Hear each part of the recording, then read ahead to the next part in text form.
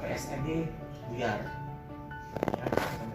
buyar, itu yang rugi masyarakat juga, dan hubungan dari pimpinan BPK dengan Bapak Indah nantinya semua pihak, para pihak sini untuk penyelesaian dan menuntaskan, dan sehingga PLN juga dapat mengoperasional satu turbin di Desember 2023.